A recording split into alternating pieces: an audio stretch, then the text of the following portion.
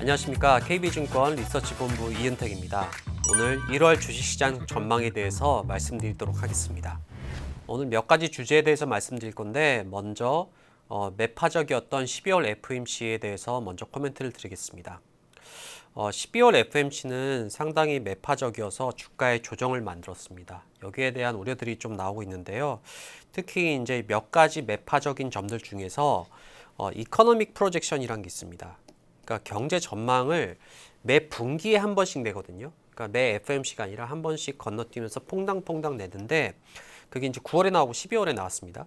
근데 여기 보시면 2025년 걸 보셔야 되는데 다른 지표들은 대부분 현 상태를 유지한 반면에 물가 지표만 크게 예상치를 높여 잡았습니다. 2.1에서 2.25면은 사실 FOMC가 내는 데이터치고는 굉장히 많이 높여 잡은 거라고 볼 수 있습니다. 물론 물가에 대해서 더 높게 나올 수 있다라고 예상할 수 있겠죠. 하지만 여기서 좀 독특하고 좀 특징적인 건 뭐냐면은 GDP나 실업률에 대해서는 바뀌지 않았어요. 그러니까 물가가 높아지려면은 경제가 더 활성화돼서 높아질 수도 있고, 아니 실업률이 낮아져서 물가가 높아질 수 있는데 그런 근거는 하나도 없이 그냥 물가만 높아진다 이렇게 내는데 이게 그동안 연준이 따랐던 데이터 디펜던트의 영향을 많이 받기 때문에 이렇습니다. 지금까지 패턴들이 거의 이렇게 보여요. 그러니까 어떤 근거 때문에 오른다 이게 아니고 지금까지 계속 물가가 좀 생각보다 셌으면 앞으로도 셀 거야 이렇게 전망하는 거죠. 고용이 지금까지 별로 안 좋았으면 앞으로도 안 좋을 거야 이렇게 예상하는 거예요. 그렇기 때문에 이런 패턴들이 나타나고 그리고 이렇게 전망하는 것들이 사실 잘 맞기가 힘들죠. 과거가 그랬으니까 앞으로도 그럴 거야 라는 것들이 오히려 잘 안 맞는 경우들이 있죠. 그래서 사실은 보면은 이 이코노믹 프로젝션이라는 게 나오는 매분기 FOMC마다 연준은 비둘기에서 매파, 다시 매파에서 비둘기, 완화적이었다, 긴축적이었다를 계속 반복합니다. 대표적으로 지난 9월만 한번 볼까요? 9월에 그 경제 전망을 보면은 이코노믹 프로젝션을 보면은 여기서도 마찬가지예요. 딱 하나만 바꿨어요. 뭐냐면은 실업률을 4.4%, 기존의 4%에서 4.4로 바꾸면서 고용이 안 좋기 때문에 금리를 인하해야 돼. 그러면서 50bp 금리 인하 예상을 깨고 50bp 금리 인하를 단행했죠. 네, 바로 이것도 마찬가지예요. 다른 지표는 거의 바꾸지 않은 상황에서 실업률만 바꾼 이유도 바로 여름에 생각보다 고용이 별로 안 좋았기 때문이죠. 그렇기 때문에 저희는 3월 달에 다시 또 완화적으로 바뀔 가능성이 있다고 생각해요. 왜냐하면 물가 지표를 굉장히 높여서 했지만 사실 대부분이 뭐 요즘 뉴스에서 많이 나오는 주거비 때문에 후행적인 주거비 움직임 때문에 이렇게 나오는 거지, 후행적인 주거비를 제외하고 보면은 헤드라인 CPI는 벌써 1.6 정도, 그리고 코어 CPI는 약 2.2% 정도로 상당히 낮아져 있는 상황이에요. 그렇기 때문에 어차피 주거비는 내려올 거다, 후행적으로 내려오고 있기 때문에 내려온다고 치면은 사실은 물가를 그렇게 걱정해야 될 상황들은 지금 당장은 아니다라고 저희는 판단하고 있습니다. 그래서 아마 3월 달에 또다시 비둘기로 갈 수도 있다 이렇게 생각을 하고 있습니다. 그래서 너무 매파적인 거에, 너무 긴축적인 거에 걱정할 필요 없다는 생각이 들어요. 두 번째로 저희가 말씀드리고 싶은 거는 12월에 어쨌든 매파적인 FOMC가 나오면서 주가가 글로벌 주식이 좀 흘러내렸습니다. 근데 앞으로 이런 주가의 급락세가 자주 나타날 수 있다는 거예요. 그 이유는 1999년의 버블 장세를 보면 우리가 이해하기 쉽습니다. 이 빨간색 선은 나스닥 지수가 고점 대비 얼마나 하락했는지를 나타낸 거예요. 보시면 보통 미국 증시가 10% 정도의 하락이 나타나는 경우가 1년에 한두 번 있을까 말까요. 굉장히 드문 상황입니다. 하지만 이 1999년에는 보시면 바와 같이 거의 두 달에 한 번꼴로 10% 내외 하락이 나와요. 그 이유는 뭐냐? 그럼 왜 하락하냐를 봐야겠죠. 왜 하락하냐고 보면 저희가 2년물 국채금리 여기 적었죠. 2년물 국채금리가 오르면 하락, 오르면 하락, 오르면 하락이에요. 무슨 얘기냐? 2년물 국채금리가 왜 오릅니까? 연준이 긴축할 거라는 우려 때문에 오르는 거죠. 긴축할 거라는 우려 때문에 오르는 거예요. 그렇기 때문에 긴축 우려가 있을 때마다 주가의 급락이 반복적으로 자주 나온다는 거죠.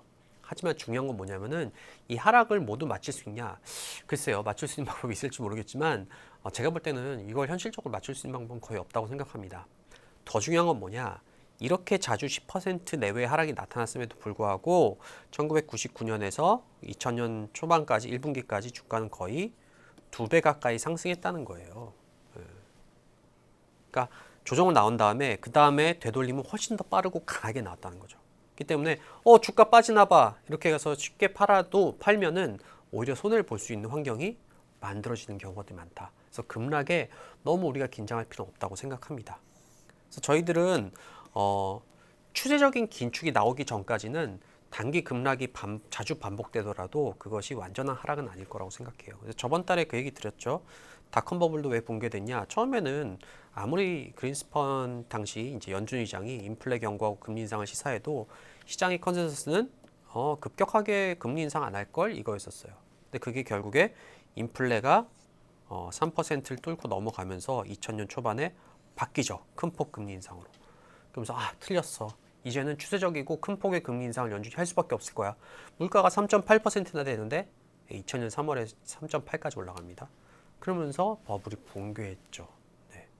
그래서 이런 상황들이 저희는 나타나면은 그때는 대피해야 된다. 하지만 그 전까지는 급락이 자주 나타나겠지만 그렇다고 완전히 하락장으로 갈 가능성은 별로 없고 오히려 버블은 계속 커질 것이다라고 저희는 생각하고 있습니다. 세 번째로 말씀드리고 싶은 거는 오히려 버블 형성에 대해 불안하고 버블이 많이 꼈다라고 하지만 이 버블이 더 커질 계기들이 있을 것 같다라는 거예요. 거기에 대해서 좀 말씀드리겠습니다. 최근에 이제 그 주식하시는 분들 ISM 제조업 지수라는 걸 아시죠? ISM 제조업 지수. 이게 좀 특이한 모습을 보이고 있습니다. 이 검은색 선이 ISM 제조업 지수인데 ISM 제조업 지수가 대표적인 경기 사이클을 나타내는 지표예요. 근데 최근에 보면 2년 동안 지금 주가도 오르고 GDP도 오르고 기업이익도 올랐는데 ISM 제조업 지수는 여전히 50밑, 그러니까 50밑이면 위축 국면이거든요. 여전히 위축 국면이라고 대답이 나오고 있어요. 좀 이상하죠. 2년 넘게 지금 주가도 오르고 경기도 확장되고 GDP도 오르고 기업이익도 좋은데 왜 얘는 여전히 낮을까?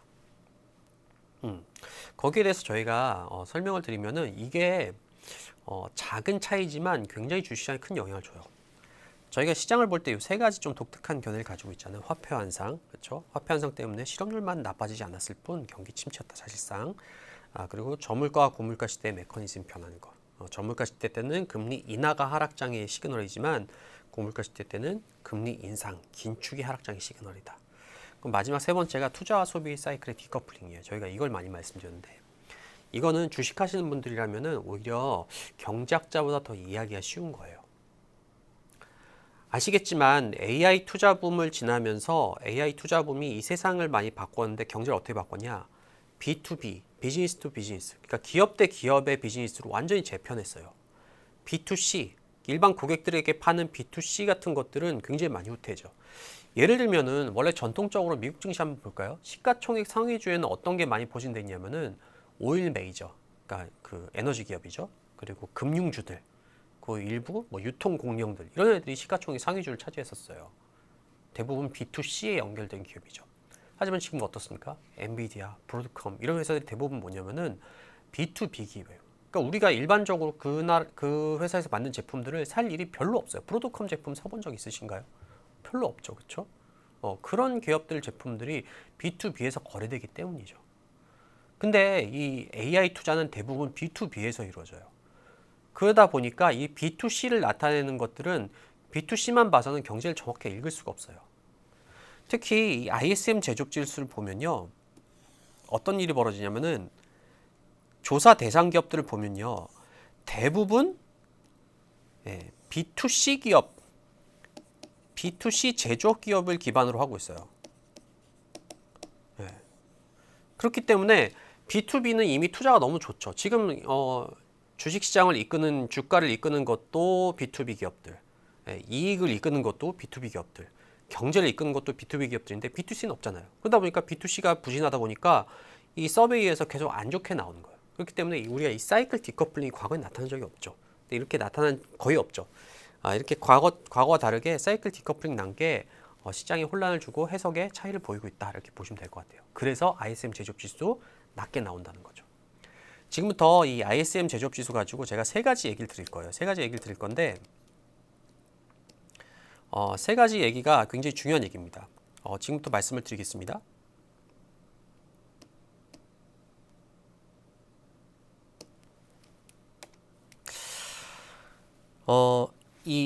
보시다시피 ISM 제조업 지수와 GDP는 굉장히 밀접한 관계를 가지고 있습니다.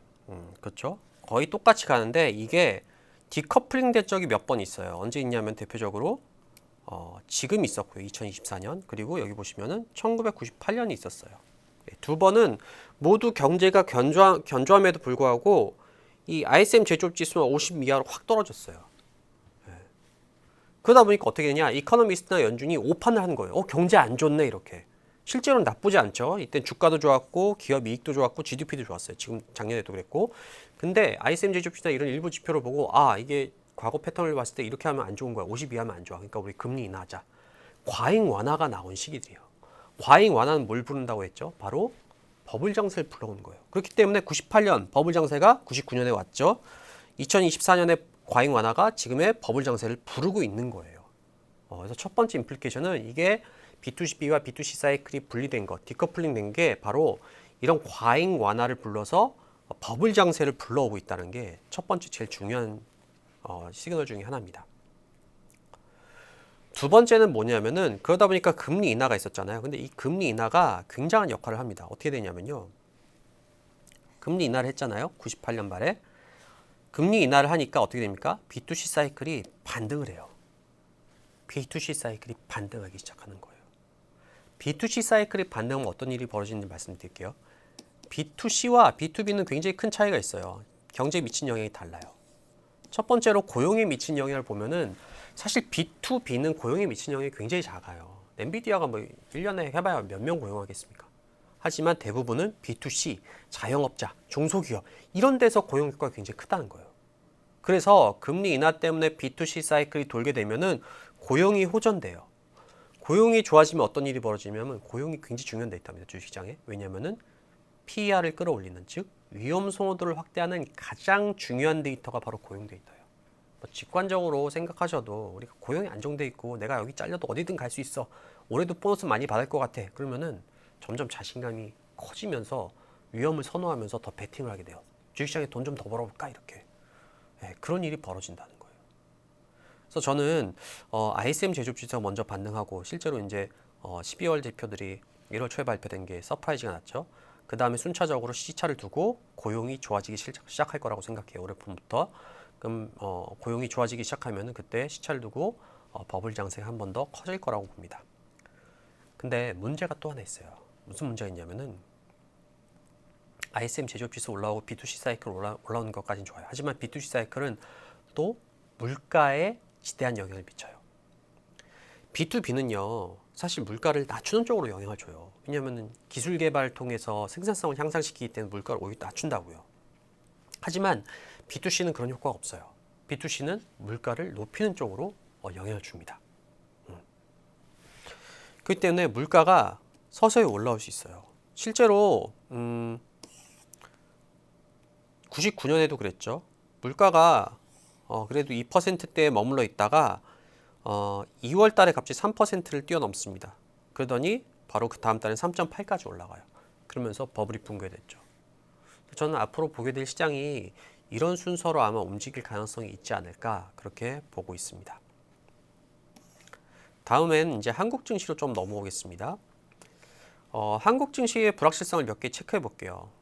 사실은 뭐 이제 12월에 있었던 여러 가지 정치적인 아니면 사회적인 혼란들이 외국인의 이탈을 만들고 주가 하락을 만든 것도 맞는데 사실은 생각해 보시면 그 이전인 8월, 7월 말 8월부터 이미 하락장과 외국인의 이탈이 시작됐었죠. 그렇다면 왜 이탈이 시작됐냐? 그때부터 시작된 이유는 사실 제일 큰 이유는 바로 이익이 꺾이기 시작했다는 거죠.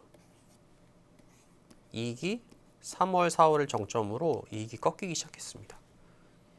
원래 이익이 한번 꺾이면요, 과거 보시면 이게 다시는 돌아오지 못하고 쭉 꺾이는 경우가 많았었어요. 하지만 이번에 조금 다를 수 있는 게 아까 말씀드렸죠. ISM 제조업 지수가 금리 인하하면 어떻게 된다?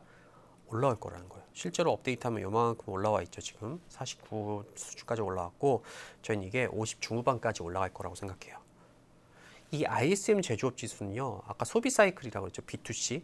그래서 반도체 사이클과 굉장히 밀접한 관계가 있어요. 특히 반도체 중에서도 그런 거 이제 내구 소비재와 관련된 것들, 핸드셋이나 PC나 뭐 이런 것과 관련된 어떤 뭐 레거시 반도체라고 요즘 많이 그러죠. 커머디티 디램이나 이런 것들. 그러니까 AI 반도체 말고 이쪽하고 관련이 높다는 거예요. 그래서 AI 반도체는 그로스가 좀 꺾일 거라고 보지만 이쪽은 오히려 저희가 볼 때는 올해 봄부터는 올라올 가능성이 꽤 높다라고 생각을 하고 있어요. 그렇게 하면은 이 검은색 선도 아마 3월 이후부터는 빠지는 게 좀 완만해질 거고, 그다음에 연말 돼서 다시 빠지는 그런 국면으로 갈 거라고 생각합니다. 그렇기 때문에 저희는 반도체 업종에 대해서도 작년에는 굉장히 좀 보수적인 의견을 갖고 있었죠. 반도체에 대해서는 실적 장세 이 국면에서는 반도체 장이 빠져나온다. 이게 저희 주요 업종 전략의 핵심이었는데, 올해는 뭐 군데군데 좀 아웃퍼포먼 구간들이 좀 나올 가능성이 있지 않나. 그렇다고 막 추세적인 상승 이렇게까지는 말하기 힘들지만 이런 장세가 좀 펼쳐질 거다. 왜냐? ISM 제조업 지수가 돌면은 B2C 사이클 내구 소비재 소비가 늘어날 거기 때문에라는 게 저희 생각인 거예요. 그 다음에 이제 트럼프 불확실성도 한번 볼게요. 트럼프 불확실성 때문에 지금 달러가 굉장히 강세를 갔었고요. 미국 금리가 많이 오르면서 좀 주가가 한국 증시가 별로 좋지 못했죠. 근데 이게 2016년, 그러니까 트럼프 1기 당선된 이후에 이제 기사인데, 그때도 지금과 사실 그렇게 다르지가 않았어요.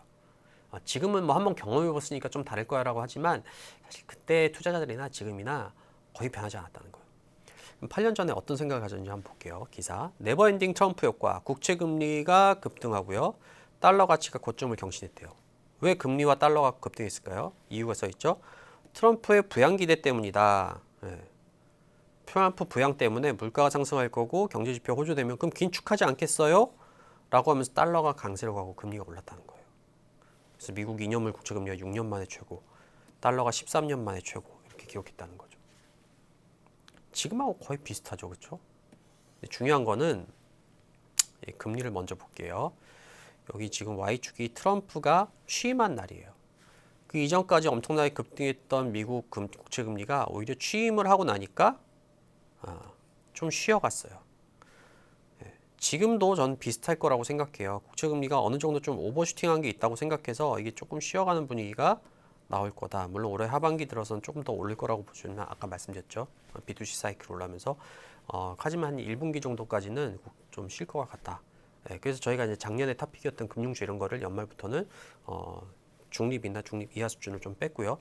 대신 금리가 하락하면은 긍정적인 아까 말했던 뭐 반도체라든지 아니면 소프트 AI 종목들, 코스닥 이런 종목 이런 그 성장주 쪽을 저희들은 좀 긍정적으로 생각을 하고 있습니다. 환율도 한번 보겠습니다. 환율도 이때도 마찬가지였어요. 원달러가 엄청나게 올랐죠. 원화 약세였다는 뜻이죠. 근데 제가 원유를 하나 더 그렸어요. 왜 그러냐면 원유는 별로 안 움직였죠. 이게 무슨 얘기입니까? 트럼프 기대감 때문에 달러만 강세였다는 거예요. 달러만 강세였다. 달러를 제외한 나머지 통화들, 뭐 유로, 원화 이런 거 다 약세였다는 거예요. 그렇기 때문에 무슨 뭐 우리나라만의 어떤 독특한 문제가 생겨서 원이 약세로 가고 이런 것과는 좀 차이가 있는 거예요. 뭐 외환위기 이런 것과는 그렇죠. 지금도 그렇죠. 뭐 원달러가 1,500원을 뚫니 마느니 이런 얘기들이 있지만 원유는 상대적으로 좀 안정적인 모습을 보이고 있어요. 그럼 무슨 얘기야? 지금도 트럼프의 우려 때문에 달러만 강세로 가고 있다는 거죠. 근데 이때도 트럼프가 막상 대통령이 취임하고 난다면은 달러가 약세를 보였죠. 저희는 뭐 이 정도까지 약세일지 모르겠지만 이런 급등세는 조금 진정될 가능성도 있다라고 생각하고요. 이게 진정되면 외국인들의 매수세를 불러오고 외국인들이 매수세 하면은 일단은 시가총액 최상위주들 이런 것들은 저평가 종목들은 좀 올라갈 가능성들이 있지 않을까 이렇게 저희는 생각을 하고 있습니다. 네, 전반적으로 정리해 드리자면은 저희들은 조금 시장이 안정되면서 성장주 위주의 코스닥 시장 뭐 이런 것들 위주의 강세를 보고 있고 반도체도 작년보다는 좀 나쁘지 않은 그런 B2C 사이클이 돌면서 영향들이 나타날 거다라고 생각을 하고 있습니다. 이어서 퀀트 분석을 통해서 좀 더 자세히 코스닥 시장과 종목 전략에 대해서 알아보도록 하겠습니다. 이어서 말씀드리도록 하겠습니다. 저는 KB증권 리서치본부에서 계량 분석 퀀트 담당하고 있는 김민규입니다. 제가 오늘 드릴 이야기의 주제는 이제 코스닥 중소형주 관련된 이야기인데요. 숫자를 보면서 좀 말씀을 드려보도록 하겠습니다. 뉴스도 그렇고 지금 굉장히 한국 그 중소형주 시장, 이 코스닥이 특히 좋지 못했다 작년 한 해 동안 이런 이야기를 많이 들으셨을 텐데요. 이 표에 보시면은 연간으로 봤을 때 코스피와 코스닥 시장이 좋지 못했던 그런 순서대로 한번 정리를 해본 겁니다. 특히 코스닥이 작년에 좋지 못했다라고 말씀을 드렸는데 최근 20년 중에 세 번째로 수익률이 가장 낮은 그런 시기였고요. 작년이 21.7% 빠졌으니까 2008년과 2022년에 이어서 굉장히 안 좋은 수익률을 기록을 했었는데요. 근데 이렇게 안 좋은 다음에 어떻게 됐는가 이것도 제가 같이 데이터를 한번 살펴보았습니다. 두 가지 요소를 살펴보았는데요. 일단 연간 수익률과 그리고 연초 대비 최대 상승폭 이 두 가지를 같이 살펴보았고요. 여기서 말씀드리는 연초 대비 최대 상승폭이라고 하면은 1월 1일부터 시작해서 이렇게 주가가 이제 1월 1일부터 시작해서 이렇게 움직일 텐데 연 고점까지 얼마나 올라가는가 이거를 의미를 합니다. 그러니까 되돌림이 최대 얼마나 나왔었는가를 의미한다라고 보시면 될 것 같고요. 이 표보다 그림으로 좀 보시는 게 더 편할 것 같은데요. 이 왼쪽에 있는 그림 두 가지를 참고를 해보시면은 제가 X축에 연간 수익률을 점으로 찍었고요. 그리고 Y축에는 방금 전에 말씀드렸던 1월 1일부터 시작해서 고점까지 얼마나 올라가는가, 즉 다음에 되돌림 폭을 그려보았습니다. 위쪽이 코스피고 아래쪽이 코스닥인데요. 근데 이 두 차트를 보시는 것처럼 이게 마이너스에 있을수록, 즉 주가가 많이 빠지면 많이 빠질수록 다음에 되돌림 폭이 크게 나오는 모습을 관찰을 하실 수가 있는데요. 근데 통계적인 유의성을 따져 보았을 때는 코스닥 시장이 이런 패턴이 더 두드러지는 모습이 나옵니다. 코스피도 물론 많이 빠진 그 다음에 많이 오르긴 하지만 코스닥이 특히 많이 빠질수록 그 다음에 더 주가가 올라가는 그런 모습이 나타났다라는 건데요. 사실 많이 빠졌으니까 많이 오른다, 뭐 반대가 될 수도 있겠죠. 많이 올랐으니까 많이 빠진다, 이런 이야기가 논리적으로 봤을 때는 굉장히 또 빈약한 이야기일 수도 있을 것 같아요. 하지만 저처럼 이제 숫자를 분석하는, 계량 분석하는 입장으로 봤을 때는 평균 회귀라는 굉장히 중요한 이제 통계적인 논리를 담고 있다라고 생각을 하는데요. 이 평균 회귀라는 것에 대해서 간단히 설명을 드리면은 인간은 뭐 세상이 돌아가는 것들을 뭐 정확히 알 수가 없죠. 뭐 정확히 어떤 것들의 가치가 얼만큼이고 또 이게 신이 알고 있는 그 정확한 값이 얼마다라고 알 수 없지만, 하지만 그 값을 향해서 장기적으로 어떤 변수가 변화해 나간다라는 것을 가정하면은 시간이 길어지면 길어질수록 어떤 평균의 모든 지표가 다 회귀를 한다, 뭐 이런 것을 의미를 하는데요. 이거를 주가에 대입을 해보면 이렇게 생각해 볼 수 있을 것 같아요. 주가라는 것은 사실 펀더멘탈, 기업 가치를 반영을 하죠. 말씀드린 기업 가치 펀더멘탈도 사실 인간은 정확히 그게 얼마인지 알 수가 없습니다. 하지만 주가가 움직이는 게 그 펀더멘탈을 향해 가는 과정이다라는 것을 받아들이면 장기적으로 봤을 때 펀더멘탈과 주가의 수익률의 관계는 결국에 차이가 0으로 수렴을 하겠죠. 이 오른편의 그림을 보시는 것처럼 이 펀더멘탈이 있고 주가가 있으면은 때에 따라서 주가 수익률이 더 높게 나오는 시기도 있을 테고 더 낮게 나오는 시기도 있을 테지만 장기적으로 여기서부터 시작해서 여기까지의 차이, 즉 수익률의 차이는 0으로 수렴한다라는 것이고요. 코스닥 시장이 많이 빠진 그 다음에 많이 오르는 이런 패턴이 나오는 것도 저희는 이런 평균 회귀가 있다라는 것의 증거이지 않을까 싶고요. 그러면은 시기로 봤을 때 언제를 주목해야 되느냐? 저희는 상반기를 더 주목해야 된다라고 보고 있습니다. 왜냐하면 이것도 통계적인 건데요. 여기 표를 다시 한번 보시게 되면은 연초 대비 최대 상승폭이 있고 그것을 달성했던 날짜들을 제가 한번 20년 동안 복기를 해보았는데요. 대부분의 이 고점을 달성하는 날짜들이 상반기 때 집중이 되어 있었습니다. 5월, 7월, 4월, 7월, 물론 이제 12월도 있긴 했지만 그 시기들보다 대체적으로 상반기 때 집중이 됐었다라는 점이 좀 눈에 띄는 부분이었고요. 그래서 이런 점을 종합해 보면은 지난해에 좀 많이 빠진 그런 부분에 대한 되돌림이 상반기 때에 나오지 않을까라고 생각을 해볼 수 있을 것 같고요. 그럼 어떤 종목들을 우리가 봐야 할까? 뭐 요거는 사실 개별 종목에 대한 추천의 의미라기보다는 그냥 이런 좋은 기준들을 갖고 종목을 걸러 보니까 이런 것들이 나오더라라는 의미로 받아들여 주시면 될 것 같은데요. 뭐 바이오나 소프트웨어, AI 관련된 기업들이 좀 주를 이루고 있습니다. 여기 말씀드린 종목들이 세 가지 요소 중에서 최소 두 가지 이상 만족하는 종목들인데요. 일단 첫 번째가 2025년도 이익 추정치가 올라가고 있는, 즉 실적이 더 좋아질 거다라고 사람들이 지금 생각하고 있는 그런 종목들이고요. 두 번째가 지난 3분기 실적 시즌, 그러니까 지금까지 이제 실적이 3분기까지 나왔죠. 아직 4분기 발표하기 전이니까요. 그 3분기 실적 발표 결과가 사상 최대 매출을 기록한 그런 종목들입니다. 그리고 마지막 세 번째 기준이 최근에 주가가 잘 올라가고 있는 뭐 그런 요소를 제가 추적을 해보았는데요. 왜 이 세 가지 요소를 봤는지 간단히 말씀을 드리면은, 일단 첫 번째 이익 추정 변화 같은 경우에는 우리나라 시장에서 한 가지 기준을 갖고 종목을 골랐을 때 성과가 가장 장기적으로 꾸준히 유지가 되고 있는 그런 기준을 꼽으라라고 하면은 이익 추정 변화입니다. 즉 추정치가 올라가는 종목들에 투자했을 때 성과가 가장 안정적이었기 때문에 이거를 코스닥 시장에 적용을 해본 것이고요. 그리고 두 번째 사상 최대 매출을 본 이유는 중소형주나 코스닥 같은 경우에는 커버하는 애널리스트 분들의 수가 그렇게 많지가 않습니다. 그래서 시장에서 예상하고 있는 그 실적 전망치가 많지 않기 때문에 과거 실적이기는 하지만 이 과거 실적이 최대를 찍고 있는 뭐 그런 것들이 앞으로도 이제 최대 실적을 찍을 확률이 높겠죠. 그래서 그런 기준을 적용을 해 보았고요. 마지막으로 수익률을 본 이유는 이건 우리나라 시장의 특징을 나타내주는 지표이기 때문에 본 것인데요.